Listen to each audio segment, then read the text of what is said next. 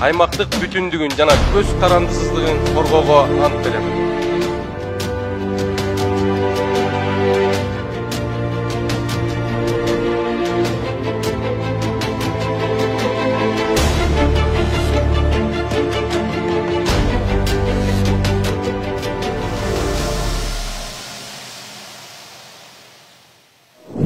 Урматтуу мекендештер, урматтуу шайлоочулар. Өткөн жылдагы парламенттик шайлоодо номер 21 Талас округунун шайлоочулары мага ишеним көрсөтүп, өзлөрүнүн жогорку кеңеште өкүлү кылып шайлаган эле. 2021 жылдын 29 декабрында ант берип, мандатыбызды колго алып, депутаттык милдеттерибизди аткарууга кириштик. Мен Чойбеков Бактыбек Каныбекович, жогорку кеңештин депутатынын ыйгар муктарын аткарууга киришип жатып, Кыргыз Республикасына берилгендигимди билдирип, Кыргыз Республикасынын конституциясын жана мыйзамдарын сактоого, өз милдеттеримди бүткүл элдин кызыкчылыгында аткарууга, Кыргыз мамлекетинин эгемендигин, аймактык бүтүндүгүн жана көз карандысыздыгын коргоого ант берем. Андан бери 1 жыл убакыт өттү. Бүгүн сиздерге жыл ичинде жасалган иштер боюнча отчет берип коюуну туура таптым.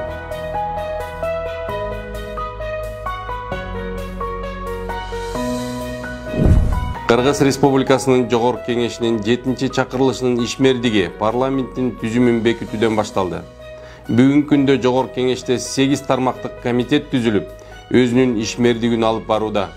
Мен өзүмдүн кесибиме жараша жогорку кеңештин транспорт, коммуникациялар, архитектура жана курулуш боюнча комитетине мүчө болуп кирип, аталган комитеттин курамында иш алып баруудамын. Bir жыл аралыгында комитеттин 39 жыйыны болуп өтүп, бир катар орчундуу маселелер көтөрүлдү. Мисал катары айта турган болсок, жол фонду жөнүндө мыйзамды кабыл алып бердик. Ага ылайык, эми Кыргызстандын аймагында болгон жолдордун бардыгын тейлөө транспорт министрлигинин карамагына өткөрүлдү. Мен ойлойм, бул абдан жакшы натыйжа берет.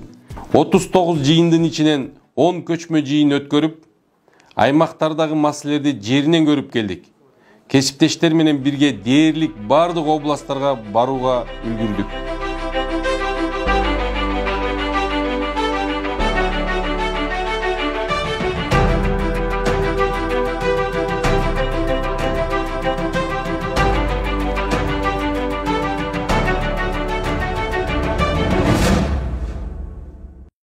Анын ичинде Талас областында дагы көчмө жыйын болуп өттү.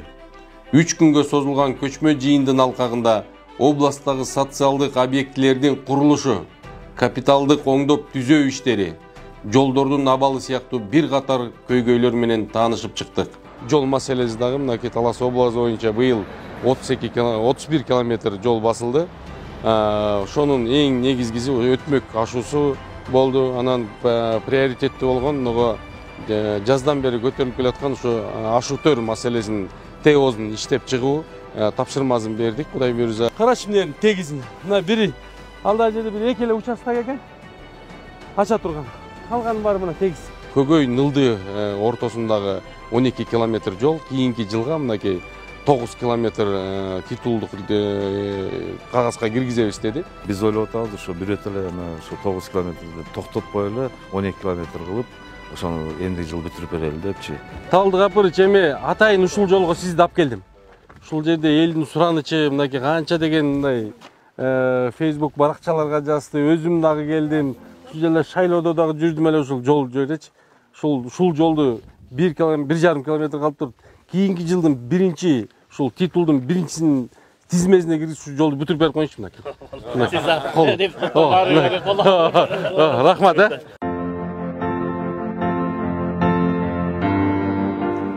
Андан тышкары 20 октябрда кесиптештерим ишеним көрсөтүп, өзүм мүчө болгон комитеттин төрагасынын орун басарлыгына шайлашты. Депутат Чойбековдун талапкерлиги үчүн макул 71, каршы жок. Чечилди. Жашырындош берүүнүн жыйынтыгы боюнча депутат Чойбеков транспорт, коммуникациялар, архитектура жана курулуш боюнча комитеттин төрагасынын орун басарлыгына шайлансын.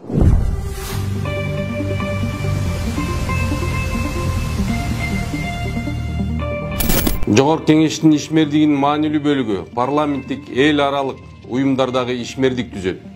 Бул ишмердикти алып баруу үчүн депутаттар атайын парламенттик делегациялардын жана депутаттык достук топторунун курамына кирип, ал жакта иш алып барышат.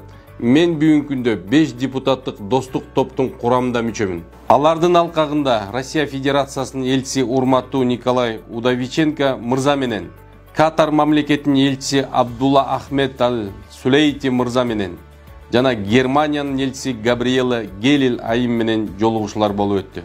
Андан тышкары КМШга мүчө мамлекеттердин парламенттер аралык ассамблеясынын мамлекеттик түзүлүштүн жана жергиликтүү өз алдынча башкаруунун тажрыйбасын изилдөө боюнча туруктуу комиссиянын мүчөсү катары аталган органдын Россия Федерациясынын Санкт-Петербург шаарында болуп өткөн 2 отурумуна катышып келдим. Дорогие друзья, все мы одна цивилизация, отдельная и не похожая ни на Восток, ни на Запад. При всем нашем различии, своеобразии есть у нас что-то общее, трудноуловимое в словах, но и всеми нами ощущаемое. Хотелось бы, чтобы, занимаясь своими местными, национальными, государственными проектами, мы держали в уме всю нашу Евразию. Эл аралык байланыштарды бекемдөө жана тажрыйба алмашуу максатында Жогорку Кеңештеги кесиптештер менен бирге Америка Кошмо Штаттарына иш сапар менен барып келдик.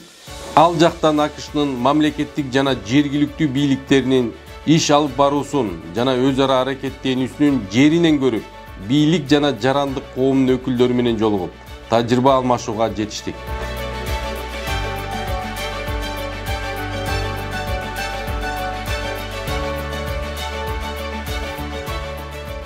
Мыйзам чыгаруу жаатындагы ишмердигим тууралуу айта турган болсом, бүгүнкү күндө 2 мыйзам долбоорун демилгелеп чыктым.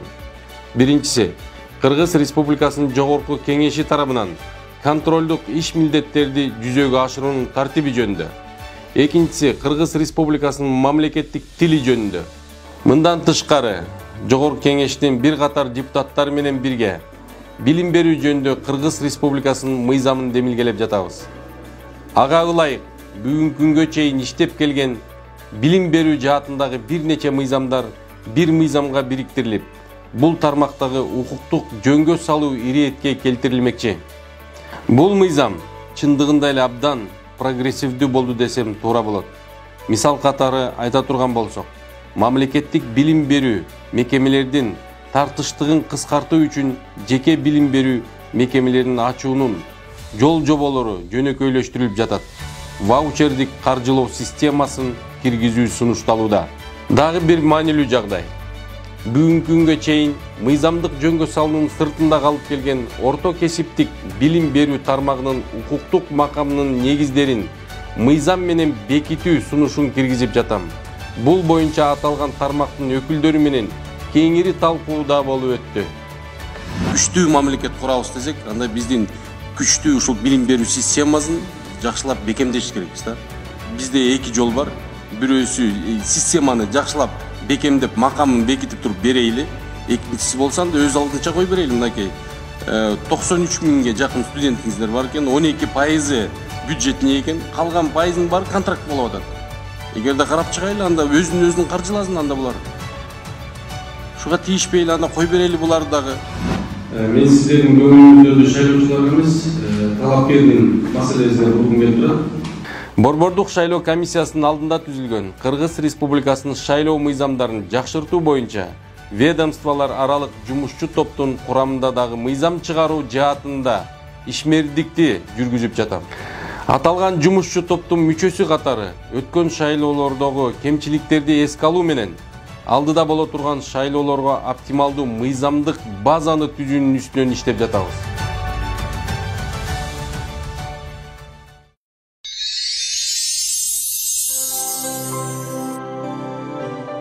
Конституция боюнча Жогорку Кеңештин депутатынын негизги милдеттеринин бири болуп, өкүлчүлүк функциясын жүзөгө ашыруу, жарандар менен тыгыз иш алып баруу болуп саналат. Бир жыл ичинде бул тармакта бир топ иштер жасалды. Эң алгач эле өзүбүздүн номер 21 бир мандаттуу Талас округубуздун шайлоочулары менен тыгыз иш алып баруу үчүн Талас шаарында коомдук кабылдама ачтык. Азыркы учурда кабылдама туруктуу негизде иштөөдө. Шайлоочулардын кайрылууларын арыз муундарын мага жеткирип турат.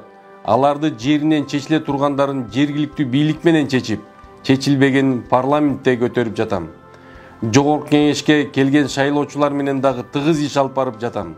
Колдон келишинче баарын кабыл алып, маселесин угуп, аларды оң жагына чечип берүүгө болгон аракетти жумшап жатам.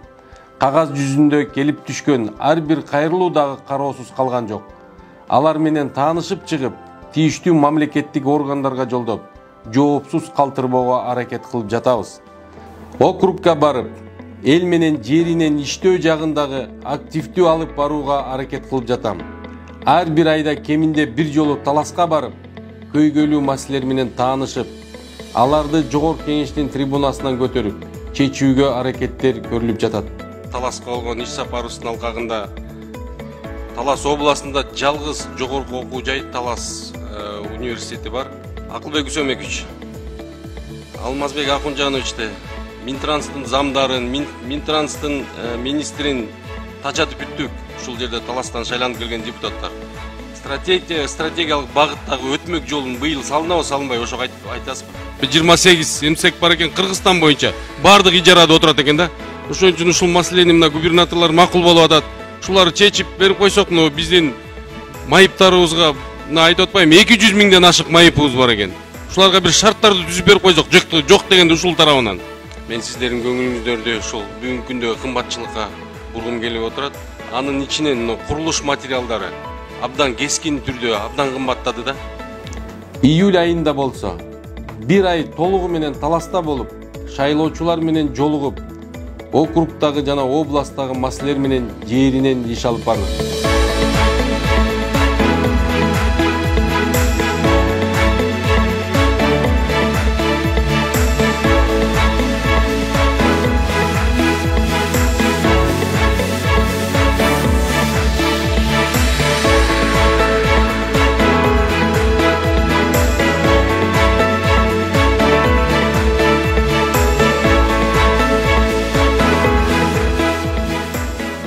Урматтуу депутаттар, мынакей 30 мартта Талас шаардык кеңешинин депутаттарын кабыл алып, тийиштүү министрликтердин өкүлдөрү менен биргеликте атайын жыйын өткөрүп, Талас шаарыбыздагы орчундуу делген маселелерди жана алардын чечүү жолдорун талкууладык.